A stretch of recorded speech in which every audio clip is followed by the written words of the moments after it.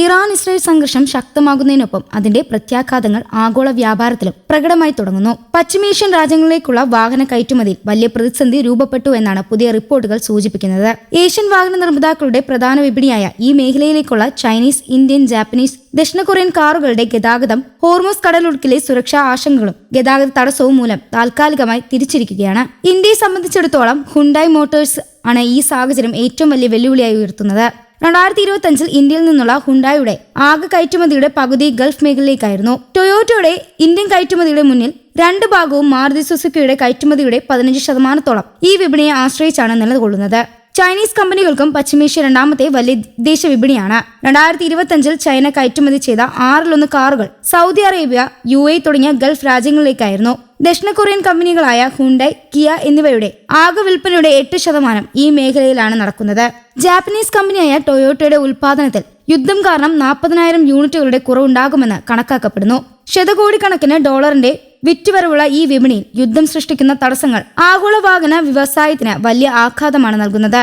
അതേസമയം ആഗോള ഊർജ്ജ വിപണിയിലെ പ്രതിസന്ധി പരിഹരിക്കുന്നതിന് ഇന്ത്യയുമായി ചേർന്ന് പ്രവർത്തിക്കുമെന്ന് വ്യക്തമാക്കിയ അമേരിക്ക, റഷ്യൻ എണ്ണയുടെ ഇറക്കുമതി നിയന്ത്രിക്കാനുള്ള അമേരിക്കയുടെ ആവശ്യം ഇന്ത്യ അംഗീകരിച്ചതായും ഇന്ത്യ തങ്ങളുടെ മികച്ച പങ്കാളിയാണെന്നും അമേരിക്ക ട്രഷറി സെക്രട്ടറി സ്കോട്ട് ബെന്നൻസ് പറഞ്ഞു. പശ്ചിമേഷ്യയിലെ സംഘർഷങ്ങൾ എണ്ണവില വർദ്ധിപ്പിക്കുന്ന സാഹചര്യത്തിൽ വിപണിയിലെ ഇടിവ് തടയാനായി റഷ്യ എണ്ണ വാങ്ങുന്നതിൽ ഇന്ത്യക്ക് 30 ദിവസത്തെ താൽക്കാലിക ഇളവ് അനുവദിച്ചതായും അദ്ദേഹം പ്രഖ്യാപിച്ചു. റഷ്യൻ എണ്ണയ്ക്ക് പകരമായി അമേരിക്ക എണ്ണ വാങ്ങാൻ ഇന്ത്യ തീരുമാനമെടുത്തതിനെ അമേരിക്ക പ്രശംസിച്ചു. നിലവിൽ നിരോധനം കാരണം ദശലക്ഷക്കണക്കിന് ബാരൽ റഷ്യൻ അസംസ്കൃത എണ്ണ കപ്പലുകളിൽ കെട്ടിക്കിടക്കുകയാണെന്നും ഇവ വിപണിയിലെത്താൻ അനുവദിക്കുന്നത് ആഗോള എണ്ണ വിതരണം സുഗമമാക്കാൻ സഹായിക്കുമെന്നും ബെസന്റ് ചൂണ്ടിക്കാട്ടുന്നു. ഭാവിയിൽ റഷ്യ എണ്ണയുടെ മേലുള്ള മറ്റ് നിരോധനങ്ങളും നീക്കം ചെയ്തേക്കുമെന്ന് സൂചനയും അദ്ദേഹം നൽകി. ഇന്ത്യയിലെ റിഫൈനറികൾക്ക് കപ്പലുകളിലുള്ള എണ്ണ വേഗത്തിൽ സംസ്കരിച്ച് വിപണിയിലെത്തിക്കാൻ അനുവാദം നൽകുന്നത് എണ്ണ വില കുറയ്ക്കാൻ സഹായിക്കുമെന്ന് അമേരിക്കൻ ഊർജ്ജ സെക്രട്ടറി ക്രിസ് റൈറ്റും അഭിപ്രായപ്പെട്ടു. പശ്ചിമേഷ്യയിൽ സംഘർഷത്തിനിടയിൽ എണ്ണ പ്രതിസന്ധി ഒഴിവാക്കാനുള്ള പ്രായോഗിക മാർഗമാണിത് എന്നും അദ്ദേഹം വ്യക്തമാക്കി.